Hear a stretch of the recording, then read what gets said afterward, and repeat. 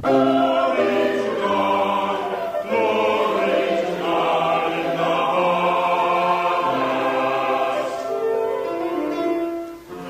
Christopher Moore, founding director of Chicago Children's Choir.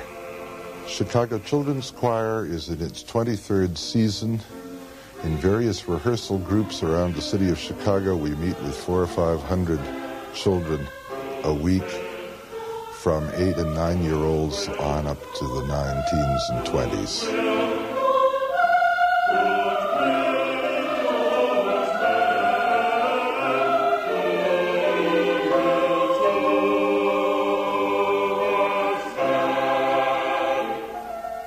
By the time that kids are asked to give up their Saturday mornings to the choir, they have progressed to the point in their technical training that they begin to understand what's in the whole process for them. In one sense, certain kind of detail work done by us when the audience has 100 people for each one of us, where the participants' ranks have 100 people for each one of us. Ain't nothing we can do to be an insurance policy on diction, cleanliness, or anything else. But at least let's not let down our own habits.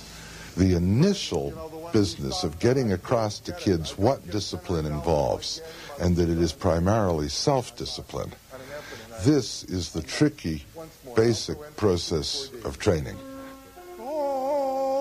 God will, 3, 4.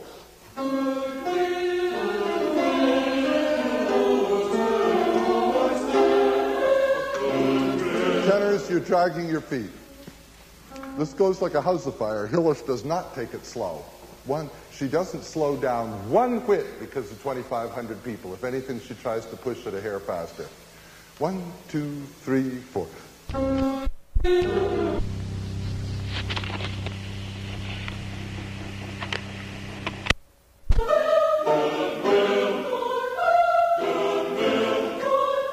The main difficulty with the Messiah is simply its length and its occasional technical difficulty. An 8, 9, or 10-year-old is not necessarily ready to sit still that long and to work on that many fugal passages in detail. See where I'm starting? It's your second phrase in that section. 3, 4. But I don't hear the good. I hear a will.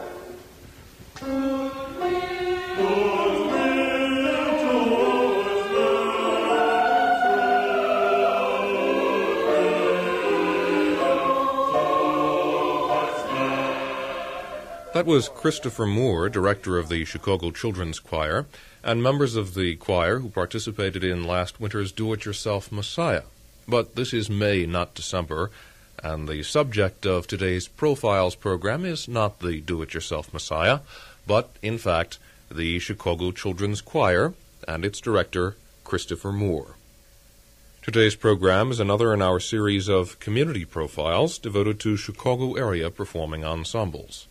Profiles is presented each week on WFMT by Interlake, a Chicago-based industrial byword in metals and material handling. This is Mace Rosenstein. Chicago Children's Choir is a family of voices of widely different backgrounds, widely different ages, that sings in a vocal sense in the boy choir tradition, though we're non-sexist. And I mean by that the old tradition was that boys have melodious, clear, sparkling voices, and they tend to be large, and girls have a more mild, wan sound. Now, this is not biology. This is training and social expectations. One of the reasons that we're as successful as we are is the gorgeous way that the girls meld with the boys vocally. And what happens is, what you find as you're working with both boys and girls, is that the difference between individuals is much more stunning than the difference between the girls as a group, the boys as a group. If you go after that self-assertion, that opportunity, you will get a strength of response in return. And that's what we get. We expect poise, focus, presence. We expect a kind of friendly football spirit in music, if you will. Not the hostility, but the confidence and a friendly aggressiveness in going after results, whether it's volume or expression or intensity of feeling, quiet or loud. And because we go after these results, we get them. I'm fond of saying sometimes that the famous Brown versus the Board of Education decision of 1954 that desegregated our schools needs to be applied in a great many other areas of our lives. In other words, separate is never equal. And when you discriminate musically on an age basis, on a sex basis, then you're going to get second-rateness. Again, the uniqueness of this program is letting the precociously able and interested fourth graders work with the high schoolers. And it's quite an experience for new high schoolers to get used to the idea that they've got teammates who barely come up to their waists. But by virtue of that teamwork, the high school kids give an anchoring to the younger voices that lets them move far faster. And in fact, some of the best vocal comradeship that some of our pre-professional oldest voices have is with the most able of the younger voices, who are just so excited and whose potential is so great that they take hold with just a glorious sound that they would not be capable with if they were left in a choir of fourth and fifth graders to struggle on their own. For me, it's kind of everything. It's social context, it's musical context. I've always loved singing. For me, it's really, really stimulating, and it just feels great to be in there and know that you're sitting in a room with 100 or maybe 150 other kids who are all trying to do the same thing, all trying to get this piece perfect.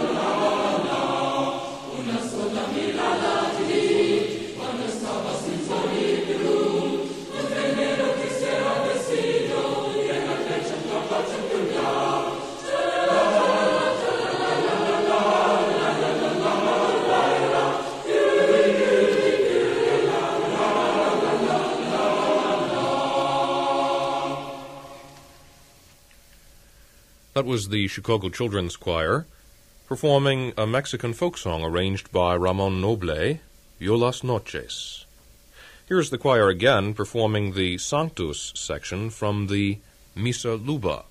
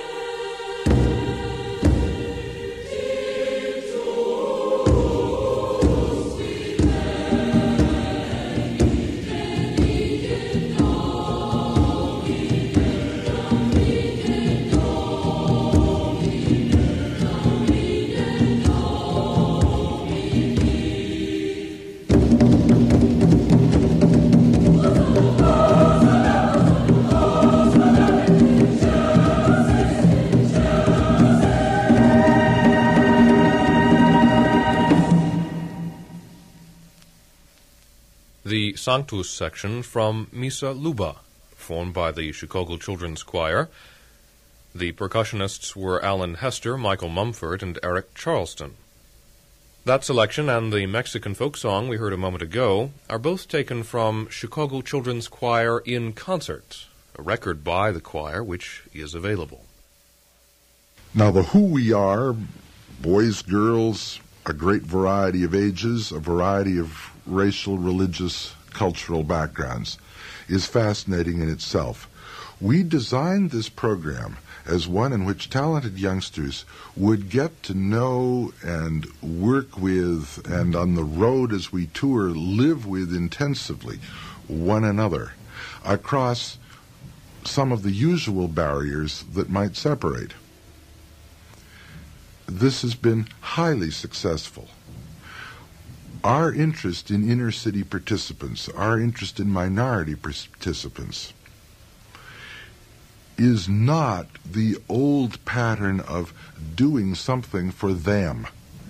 It is a doing something for everybody involved, because every group of kids that comes bringing with them some special background, whether it's living on the streets of the inner city of Chicago or growing up with Latino traditions, being Catholic, being Jewish, being Pentecostal, whatever it is, they bring with them a wealth of feeling that gets shared in the music making. And we go further than just bringing this crew of people together. We have also cultivated a repertoire collecting process that represents everybody with equal elegance. We're one of the few groups that sings a great many 16th century and earlier motets from the Catholic tradition, from the early English Anglican tradition et al. We turn around and do Hebrew liturgical music. We experience the Russian tradition, which has a very special feeling to it. We stay not only with the European roots of our tradition, but we've been collecting in Africa some of the tribal songs that have been around for generations in some of the tribes of Nigeria and Kenya, for instance, and sing in those languages. We have a composer in Lagos, Nigeria, who's been contributing materials with Igbo texts and a music that has the double flavor of our Western traditions and the traditions of the Igbo people, he being trained in both. We have materials from Japan, from Hungary, from Czechoslovakia, from Denmark, from Holland, Spain, Portugal, the Latino nations to the south of us. We sing in Portuguese when we do Villalobos from Brazil. And in all of these situations, we're trying to savor the feeling of sounds, verbal and musical, that make up these traditions. I was just looking for a quotation that says, would you really, truly understand your brothers and sisters? Then listen to their poetry and songs, because they will tell you through them more than they know they have to tell. And you get a real feeling for the different poles of the Russian culture if you take the Russian liturgical music and some of the wilder folk songs. Just as if you put together spirituals in different moods, gospel, and then some of the kinds of folk songs that came over to us from England and other countries, you begin to get a feeling of the different moods in the different strands of America. So we're always busy putting this together. Intercultural understanding through a sharing of these very rich materials. We're always playing a kind of detective game of where we can find what we want. And again, what we want is something that is elegant and special, not just another piece of music. We go through a lot of good materials where we put a little plus on the copy of the piece. Nice, okay, nothing wrong, but it doesn't grab us. And only a few pieces get a double plus or a star. And it's those double pluses and stars, if you will, that we're looking for high voices alone, for mixed chorus, from all the different religious traditions, from as widely varying cultural traditions around the world as possible. That again was Christopher Moore, director of the Chicago Children's Choir. Mr. Moore and the choir, our subject on today's Profiles program. We can all recall the shock we felt when the bills for this winter's energy costs arrived at our homes. Well, Interlake isn't that different. In 1978, Interlake's corporate energy costs exceeded $115 million. That's more than 12 cents out of every sales dollar, just to turn on the heat and the lights. You can see why Interlake, along with the entire steel industry, is cooperating with government officials to see what can be done to meet America's most important challenge. Interlake has even created its own energy team, a group of experts called together to develop programs that will reduce costs and make every dollar spent on energy go farther and work harder. Meanwhile, Interlake's iron and steel and powder metals operations are creating the lighter weight, higher strength products that will do their part in reducing energy needs. Confronting America's energy problem head-on is just one of the reasons why Interlake is an industrial byword in metals and material handling. The auditions usually occur, I might say, in the fall of the year. In the month of September, 2 or 3 afternoons a week, we're listening to voices until I practically hear "My Country 'Tis of Thee" in my sleep. And we use a piece like that because we want to be able to compare every voice we hear, and we want something that nearly everybody knows. And even those who don't know it with words can la la la, and that gives us a common measuring instrument in melody. It's a little hard to say what I'm looking for in a voice. I'm looking for accuracy and surety.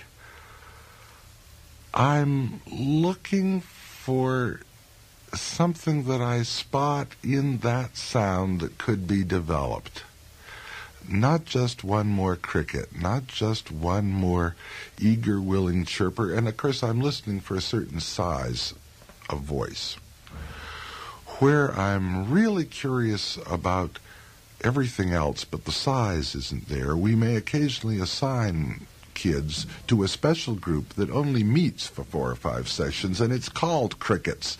And it's designed to get a real voice out of some chirpers who may be chirping because they have no idea what they should be trying to do with this instrument they're supposed to have. I want to do a few hums first. Let's just start in with hum, an NG right in the nose.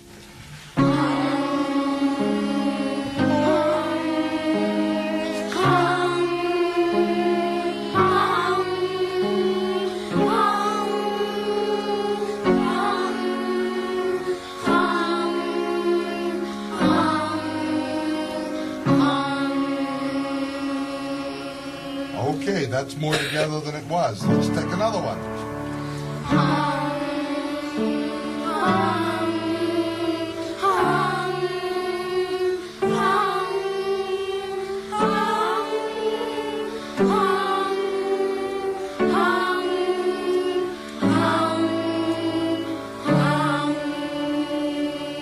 Let me ask Jordan and George, please, to do that one.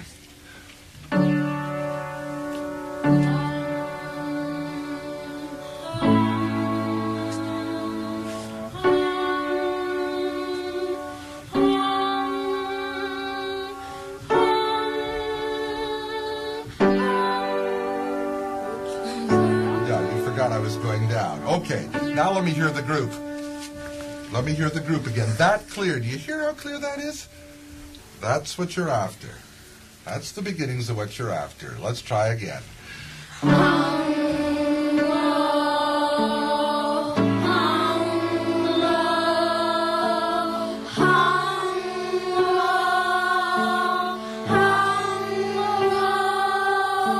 it up. Back down.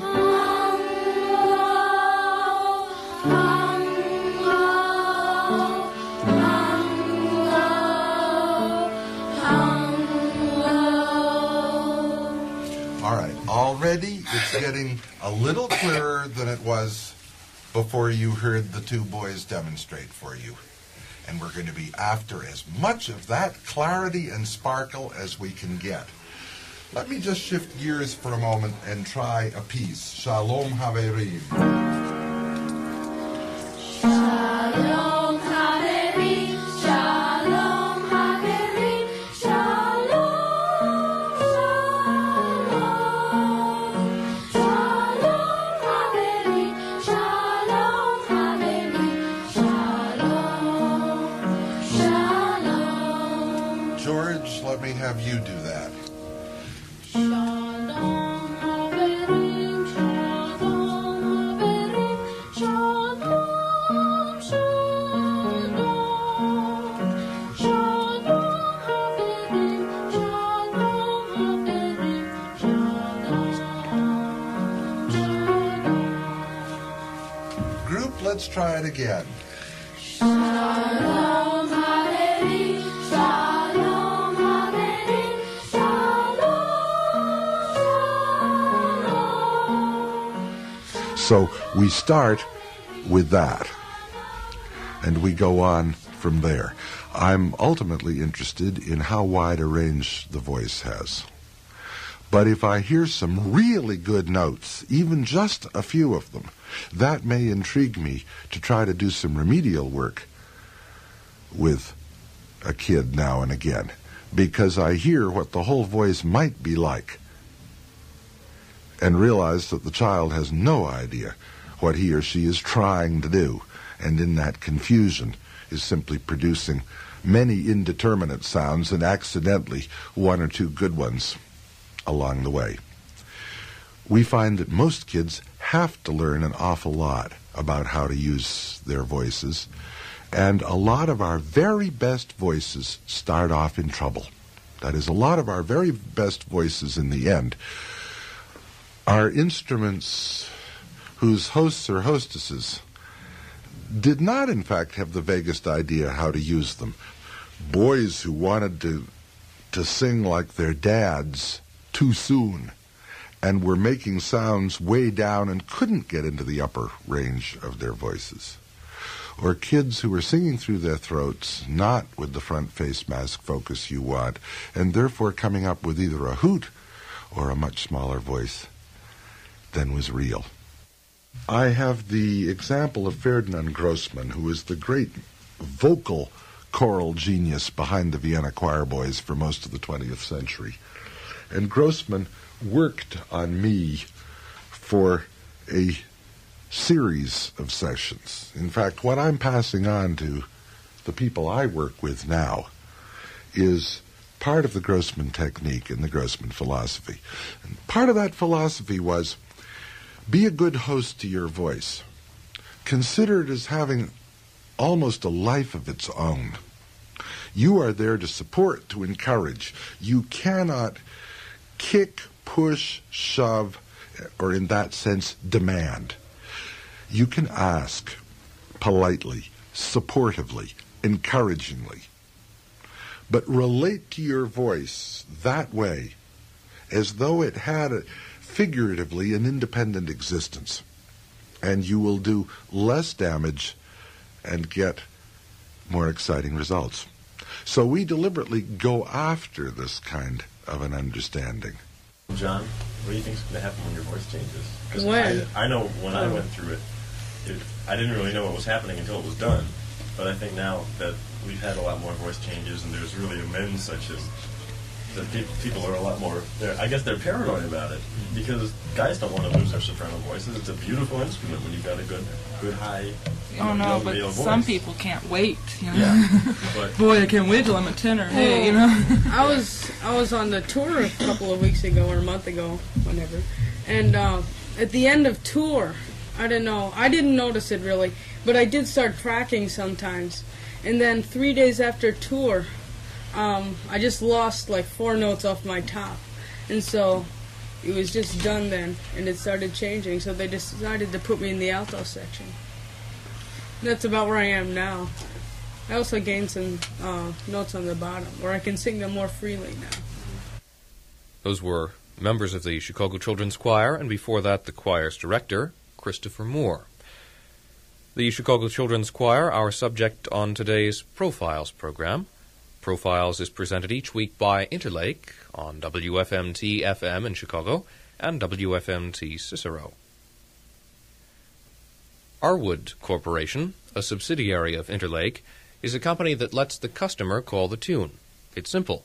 Arwood's product is technology in die and investment casting, and the specific application of this technology relies on the freewheeling imaginations of customers and Arwood design engineers. For example, the micro-tolerances of Arwood investment castings make this a natural manufacturing method for aerospace components. But these same micro-tolerances have led to a whole new technology, surgical implants that have meant a new active life for thousands of people with hopelessly damaged hip joints. Die casting, another Arwood specialty, is the fastest way to convert raw materials to finished products. It makes fewer demands in tight tolerances, but greater demands in controlled costs and consistent quality. So once again, ingenuity and production know-how, and just occasionally a little bit of genius, are needed to meet customer needs. Interlake likes to say that at Arwood's Technical Center they're developing solutions for problems that might not yet exist. Investment in tomorrow's needs is another reason why Interlake is an industrial byword in metals and material handling. One of the unusual projects we undertook a few years ago was the performance of the Chichester Psalms by Leonard Bernstein. This is an adult chorus piece, one part of which is especially amenable to young high voices, a piece which requires a good boy alto soloist. We, in fact, with our young choir, did the whole thing, and the kids were spellbound. The preparations were in the hands of my colleague, Ivy Beard. Ivy's tragic death a year ago cut short the life of one of the greatest musical talents and one of the greatest keyboard talents that I ever expect to know. And a great deal of the inner feeling of the Chichester performance must be credited to the way Ivy reached for the kids and involved them musically and emotionally in recreating this piece. It was the toughest kind of thing that we would dare program. Again, Bernstein's genius was to write something that pulls people who are at all intrigued with it into the center of the experience. So the piece so excited the singers that they wanted to stick with it until they got it.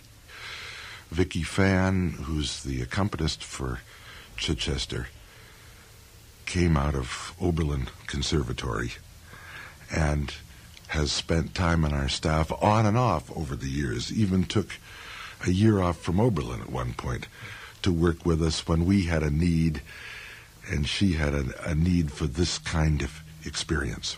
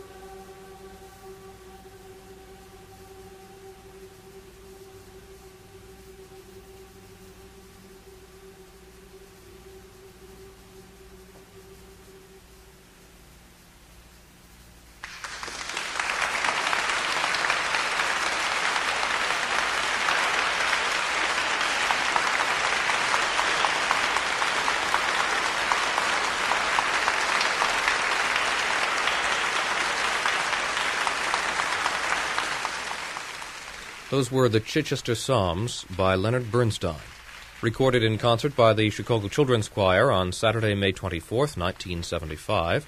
The choir conducted by Ivy Beard. The alto soloist was Paul Needham, the pianist was Victoria Fan, and the percussionist was Eric Charleston. The Chicago Children's Choir is our subject on today's Profiles program, presented each week on WFMT by Interlake. Quality. Sometimes it seems that no word is used more or delivered less. But at Interlake, they pursue the word and the ideal in everything they do, which is one of the reasons Interlake sponsors the Wednesday night special on WFMT. Whether it's a stereo simulcast of Bernstein's Mahler or Ormandy's Bartok, or the latest edition of the History of the 20th Century art song, the Wednesday night special represents a special kind of excellence, quality that Interlake is happy to support. Interlake feels an obligation as a company to deliver a quality product in everything it does, whether broadcasting the arts or making quality products for customers all over the world. It's this commitment to quality in all of its many activities that has made Interlake an industrial byword in metals and material handling. One of our high points in the home season every year is the gala concerts. They're the special programs that end the season. They are our special benefit concert for and by ourselves to kind of wind up the budget as well as the musical year. And they occur on the second weekend of June, Saturday night and Sunday afternoon. I might point out also that the choir is available through the year by advance arrangement for all kinds of school concerts and demonstrations, for community events. We even do some traveling. We can sometimes get as far away as Denver, Colorado, Charlotte, North Carolina, Washington, D.C., Portland, Maine. But the performance experience is, again, a double purpose experience. It's giving the kids a kind of seasoning that no amount of rehearsal by itself can give them. You have to share, and you have to share the same thing several times before you begin to really get inside what you're supposed to be singing. A lot of people, I guess, are or were forced to go into music, and this is a very voluntary thing. Mm-hmm. You do it if you want to. You learn singing, you learn new songs, you learn what kind of songs you like, and then you get all these nice songs. I got a million of them this year that we're learning that I really like a lot. And it's not like I've been forced to learn them. I wanted to learn them because they look good, and they turned out to be very good songs. There's sometimes when, you say, oh, I can't stand this piece when you're learning it. And then after you've learned it and you've sung it about 100 million times, you say, boy, this is my favorite piece. Right. And there are times when you think, oh, God, this piece is going to be impossible. We're never going to learn this in time. It's never going to sound right. And in the end, you really, really like it, and it works out just perfectly. But the concerts are really fun. The people, the singers, we just all get together, we just seem to enjoy ourselves a lot in those concerts. And then there's tour. When you come back, you say, oh my God, that was a bad tour. And then years later, you're talking about what a good tour that was. Yeah. But it's kind of a way to make relationships grow quicker, in a sense, because it's not like you see these people every day. You may see them once or twice a week, but when you're on tour, that's when the whole team thing really has to live get out together. there. Yeah, you're really living together for a week and a half. I remember this last tour we went on, April tour.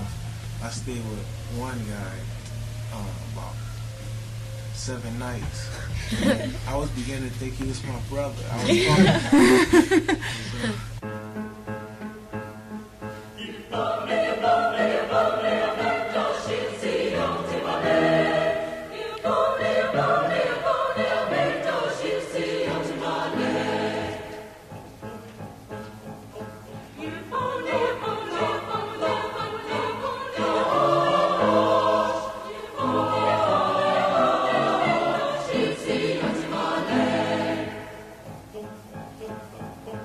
You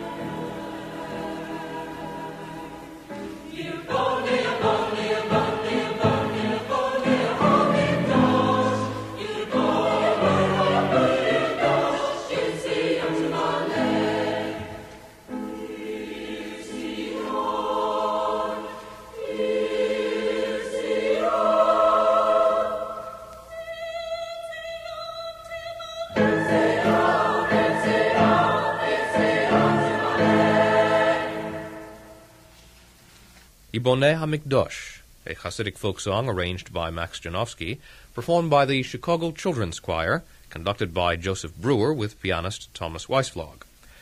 That performance was recorded in concert at Harper College just this past March. Christopher Moore mentioned the annual gala programs by the Chicago Children's Choir. This year's programs, coming up quite soon now, they're to take place the weekend of June 9th and 10th. Saturday, June 9th at 8 p.m., Sunday the 10th at 3 p.m., both to be presented at the Lutheran School of Theology Auditorium, 55th and University in Hyde Park. Children are very curious. They are not altogether innocent. They need to learn how to feel. They need to learn how to stick with something. They need to learn how to deal with frustration. They need to learn how to put in effort, not just by bodily presence, but by investing something without knowing what they're going to get out of it, and postpone the final accomplishment. Now, another key to this, they need emotionally available adults to stand behind them, not protect them, not run interference, but to give them support in whatever form they can, as needed, in facing the pressures that are there.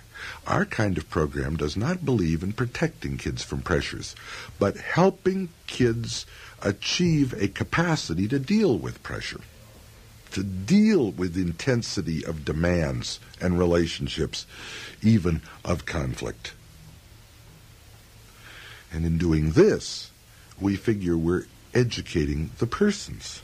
It's a very different dimension than the vocal education, but it comes together in performance, because that one cutesy, chirpy feeling, even if it has a certain sparkle, is not nearly as exciting to people as kids who are singing about something that they sound as though they feel.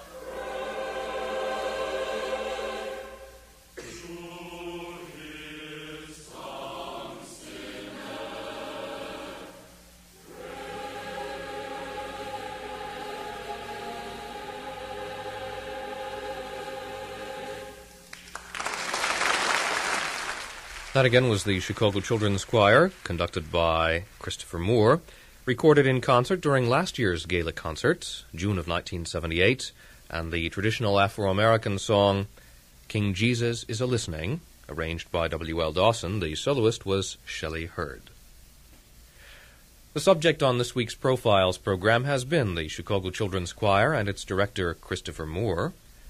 Also heard were 8 members of the choir: Nadia Walsh, Jonathan Miller, George Grant, Jonathan Solomon, Rachel Andrews, Kathleen Lappin, Jordan Graham, and Larry Lofton. Thanks are due also to Jane Mather, the administrative assistant of the Chicago Children's Choir, who helped plan this afternoon's program for the choir. All of the recordings you heard were made by Charles Hawes, with the exception of the opening excerpt from the Do-It-Yourself Messiah program, which was provided by WTTW. For information about the Chicago Children's Choir, about auditions, about the gala programs and tickets for them, or about the records available by the Chicago Children's Choir, you're invited to call or write the choir at 324-4100 or at 5650 South Woodlawn Avenue, Chicago, 60637. It's nice to be able to have met people from around the city that you wouldn't have met, to be able to go and tour like you have, to sing as a performer, which I probably would not have been able to do. And you gain an appreciation for all sorts of music other than disco or rock. It contributed to that appreciation for all music. It is very exciting to see kids grow up. It's exciting for them to have the chance over many years in some cases to relate to some of the same adults. We have so fragmented our society that we've made a thing of the fact that you have a teacher in 4th grade, another teacher in 5th grade, another teacher in 6th, and by the time you hit high school, maybe you take more than one course from the same teacher, but all the different subject areas have different instructors. This is fine, but we got into this in an age when family relationships were stable and when community relationships were slow changing. And we are now in a period when family relationships can be very fast changing, when there are many single-parent families for all kinds of different reasons, and when the patterns of civic life are fast, furious, and the question is, where do you get the continuity? Ours is a program that offers some of that continuity, and it can be very valuable to kids because we can see their growth. We can help them measure themselves. And as you then see the young child flower into the adult, especially when there's a real voice along with it, it can be absolutely fascinating. Profiles is presented each week on WFMT by Interlake, a Chicago-based industrial byword in metals and material handling. This is Mace Rosenstein. We hope you've enjoyed this afternoon's program with the Chicago Children's Choir. We invite you to join us again next Saturday at 1 p.m.